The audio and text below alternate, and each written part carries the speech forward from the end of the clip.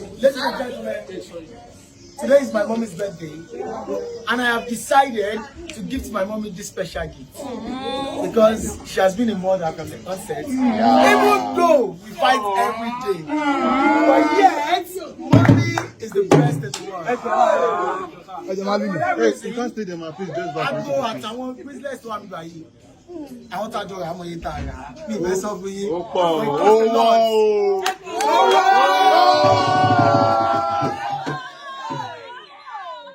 This is a lot of dollars. So, for me, mo fẹ́ fi sí yín lọ́wọ́.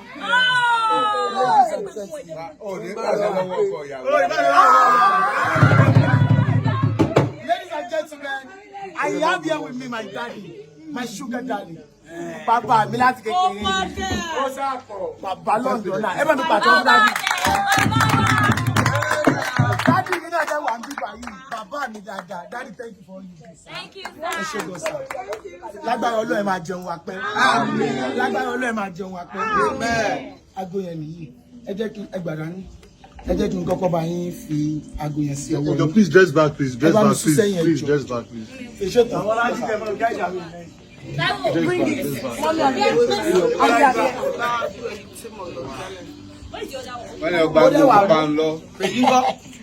one?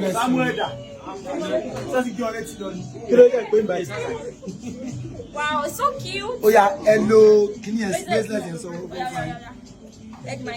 No. Let's dress back, please. Let's dress back. Yeah. Wow. Wow. Yeah, monkey. I bet you're going to go down local. Wow. Who is there now?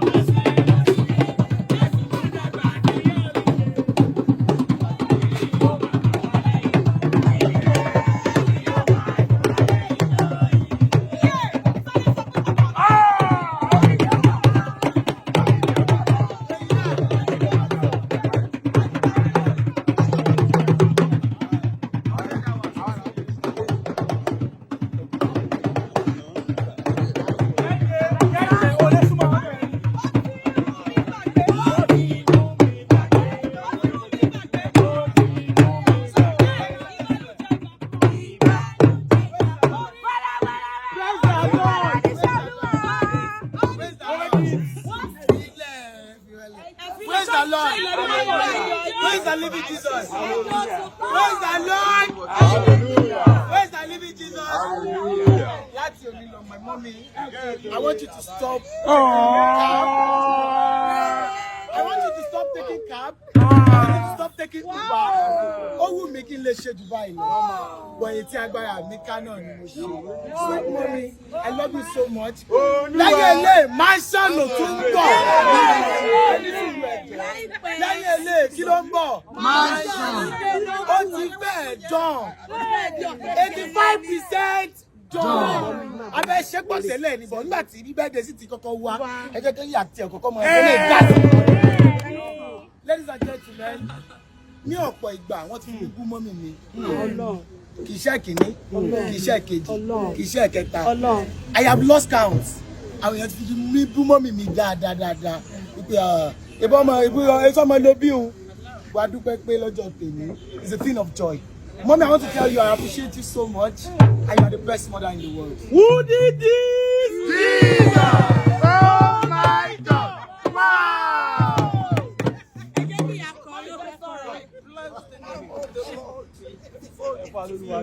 Olúwa sọ pé ayé mi padà tún ládùn. Ìbànújẹ́ mi gbà kan, ẹ̀rín ló padà gbàgbà sí. Ọ̀rọ̀ mi pàpàjá sọ pé ayé mi padà ládùn. Ìbànújẹ́ mi gbà kan.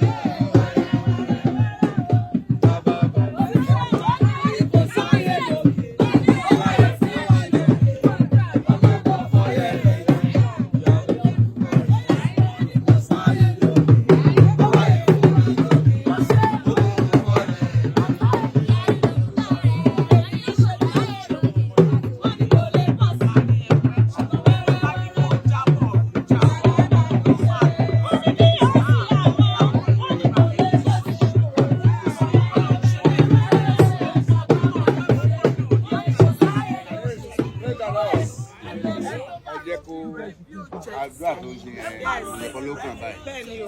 Agbára back to sender ọ̀run gbèwò ẹ̀ gẹ́gẹ́ bí ìyá tó mú oyún ẹ̀ tó dá omi àti ẹ̀jẹ̀ sí ọ lójú. Tá a bá rí ẹnikẹ́ni èèyàn kéèyàn tó fẹ́ sẹ́ni lórí ilẹ̀ tó kọrí sí sọ́mọ̀ tí omi àti ẹ̀jẹ̀ ń ṣà lára rẹ̀ tó bá pẹ̀lú ẹ̀ níbi bí máa jẹ tiẹ̀. Ọlọ́run ọ̀run á máa jà fún ò ní kọsẹ̀ ò ní kọnu ò ní jábọ́ láéláé òkè òkè ibi gíga là lókè ibi gíga là ní Jésù ní orúkọ tí bàbá àjọmọ tẹ̀mí nínú Jésù Olúwa. Àmín àmín àmín lórúkọ Jésù. Who please?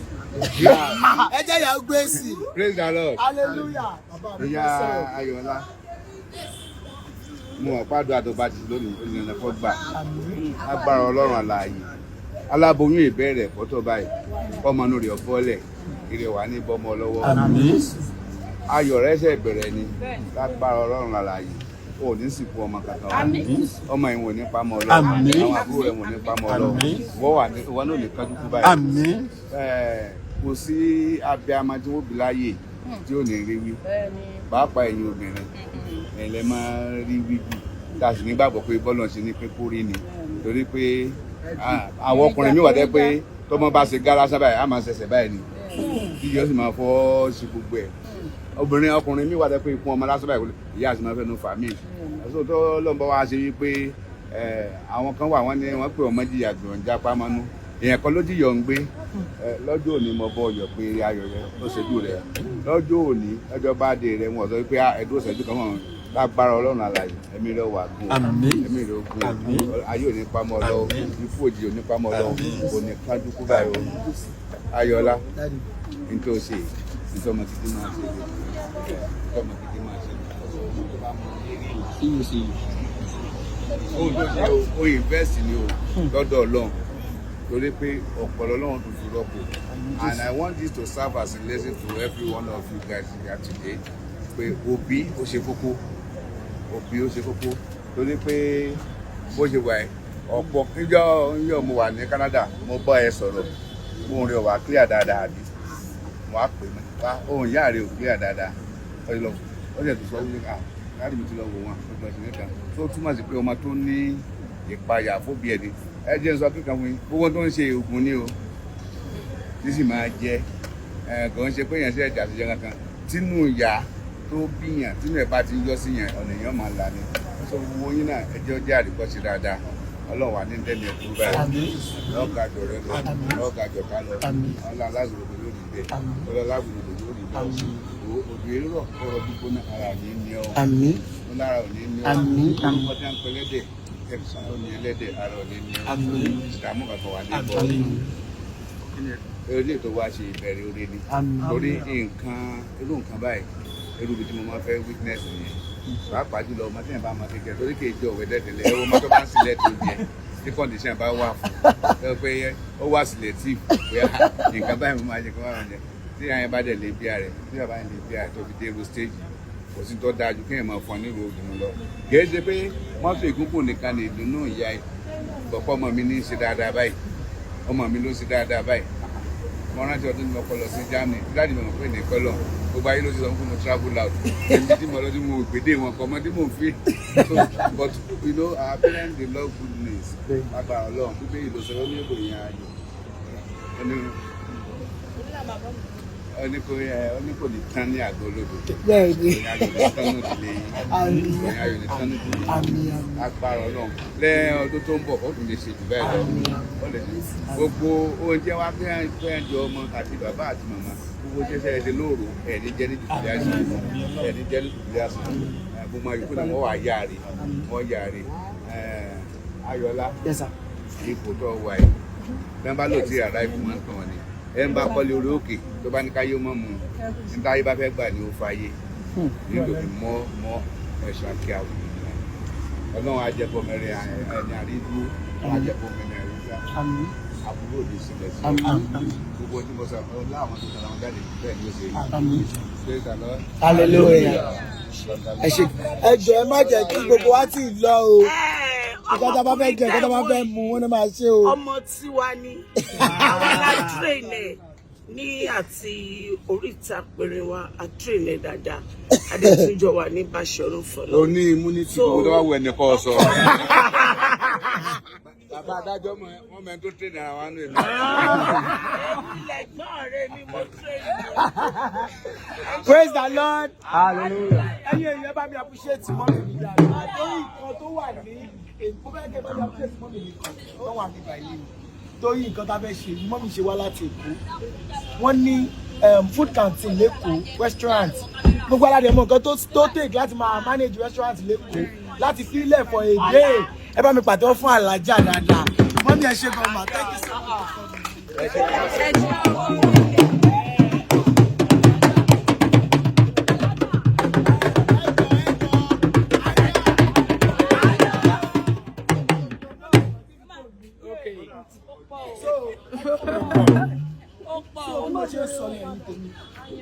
Praise the Lord. Ẹ bá mi appreciate bàbá mi náà dáadáa.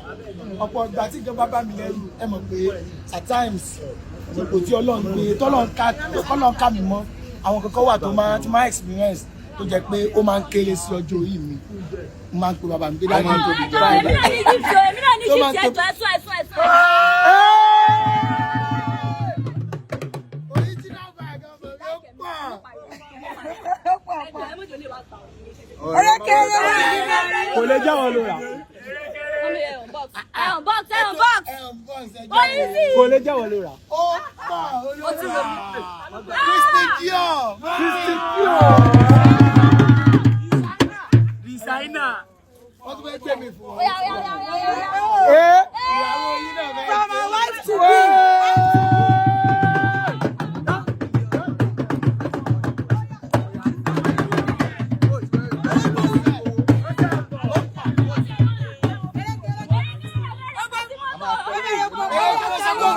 sanwó epo oṣù kan sí mọ́tò ẹ máa gbà.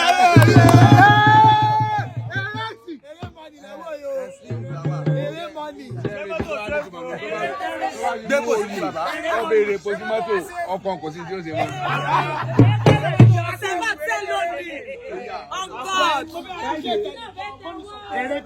Ẹni yẹn ló máa ń gbé àwọn káàkiri ìlú everywhere. Jasper. Àwọn dà Jasper. I celebrate Baba Ishegun. Jasper. God bless you. Ẹ má wọ̀ gbogbo àjọ wà níbí ìdálẹ́ ni kò sọ̀rọ̀. Ẹ jẹ́ ká máa lọ sínú ilé. Ẹ máa gbé sí ibẹ̀ ẹ lè wà mẹ́kẹ́ máa lọ ọjà. Ẹ lè sùn bẹ́ẹ̀. 100 hours. 100 hours.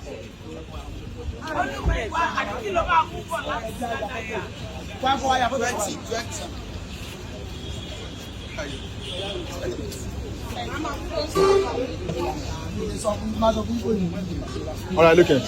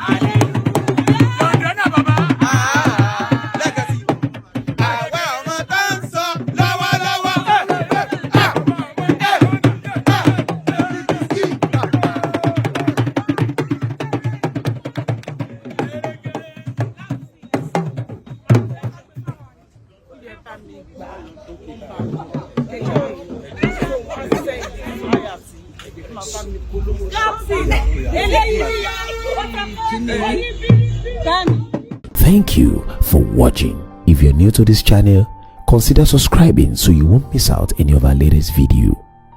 My name is Aki Anabi. I'm a video director and TV producer of Akomolowe on African Magic. Keep watching Drivetv. olólùfẹ́ Drivetv àti gbogbo ẹ̀yin tí Fẹ́mi Sola ẹ máa wo Drivetv. Keep watching Drivetv. My name is Wole Agba. Taking this time out to tell you all that you keep watching Drivetv. What drive ẹ̀wọ̀n ní ògo ẹ̀? What drive ẹ̀wọ̀n fulfilment? What drive ẹ̀wọ̀n ní tó bá lọ? Ó ní iṣẹ́ rìn. Ibi ni kò máa wò Drivetv. Thank you. Chloe. Drivetv, driving you around the world.